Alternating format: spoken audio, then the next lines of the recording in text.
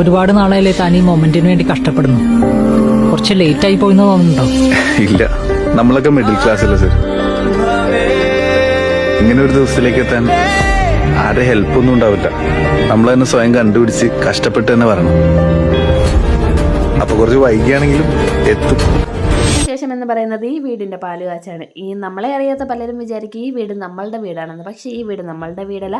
ആദ്യം അവിടെ ഒരാൾ തിരിഞ്ഞു നിന്നില്ലയോ, അയാളുടെ വീടാണിത്. അതായത് നമ്മുടെ കുഞ്ഞമ്മയുടെയൊക്കെ വീടാണിത്. ഇന്ന് അവരുടെ വീടിൻ്റെ പാലുകാച്ചാണ്. സത്യം പറഞ്ഞാൽ ഒരുപാട് വർഷത്തെ സ്വപ്നവും പ്രയത്നവും എല്ലാമാണ് ഒരു വീടെന്നുള്ളത്. ഇപ്പം അവരുടെ സ്വപ്നം സാക്ഷാത്കരിച്ച ദിവസമാണിന്ന്. അതുകൊണ്ട് തന്നെ അവർക്കത് അത്ര സ്പെഷ്യലായിട്ടുള്ള ഒരു ദിവസമാണ്. നമുക്കും അതുപോലെ തന്നെ നമ്മളെല്ലാവരും ആ പാലുകാച്ചൽ ചടങ്ങിന് നേരത്തെ തന്നെ എത്തിയായിരുന്നു. 8 മണി തൊട്ട് 8 മണി കഴിഞ്ഞ് 8:45 പാലുകാച്ചൽ. നമ്മൾ കറക്റ്റ് ടൈമിൽ തന്നെ അവിടെ ചെന്ന് രാവിലെ ഗണപതി ഹോമമൊക്കെ ഉണ്ടായിരുന്നു. വെളുപ്പാങ്കാലത്തായിരുന്നു. പിന്നെ ഈ വെളുപ്പാങ്കാലത്ത് എണീക്കുന്നത് നമുക്കത്ര പിടുത്തമല്ലല്ലോ. അത് കാരണം നമ്മളാരും ഗണപതി ഹോമത്തിൽ പങ്കെടുത്തില്ല. നമ്മളെല്ലാവരും പാലുകാച്ചൽ ചടങ്ങിന് കറക്റ്റായിട്ട് എത്തിയിട്ടുണ്ട്. പിന്നെ ഈ വീട്ടിൽ പാല് കാച്ചുന്നതിന് മുന്നേ ഒരുപാട് ചടങ്ങുകളൊക്കെ ഉണ്ട്. ഒരുപാടെന്ന് പറഞ്ഞാൽ അങ്ങ് ഒരുപാടില്ല, എങ്കിലും കുറേ ചടങ്ങുകളൊക്കെ ഉണ്ട്. ഈ വിളക്കും പിന്നെ കുടത്തിൽ വെള്ളവും പിന്നെ മുറത്തിൽ പച്ചക്കറിയും വീട്ടിലേക്ക് കയറ്റാനുള്ള സാധനങ്ങളും അങ്ങനെ വീടിന് വലം വെച്ച് വന്ന് കയറണമെന്നാണ്. ഇതിൻ്റെ പുറകിൽ എന്തൊക്കെയോ കഥകളുണ്ട്. പക്ഷെ നമുക്കറിയത്തില്ലല്ലോ. വീടിൻ്റെ ഐശ്വര്യത്തിനും അങ്ങനെ എന്തൊക്കെയോ ഉണ്ട്. അതെന്തെങ്കിലും ആട്ടെ.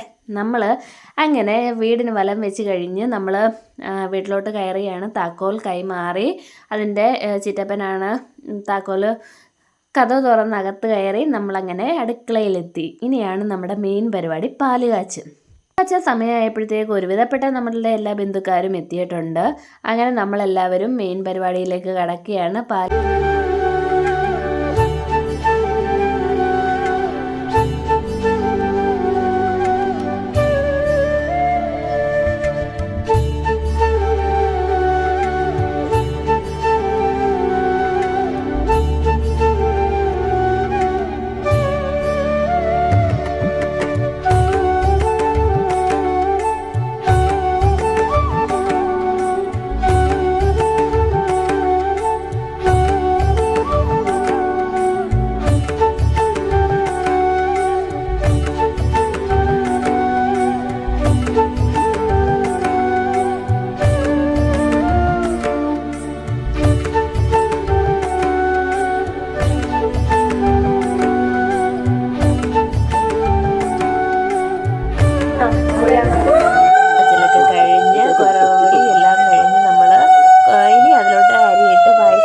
എല്ലാവർക്കും കൊടുക്കണം. അത്രയുള്ള അത് പിന്നെ അവരൊക്കെ ചെയ്തോളും. നമ്മളിനി മെയിൻ പരിപാടിയിലോട്ട് കടക്കണമല്ലോ.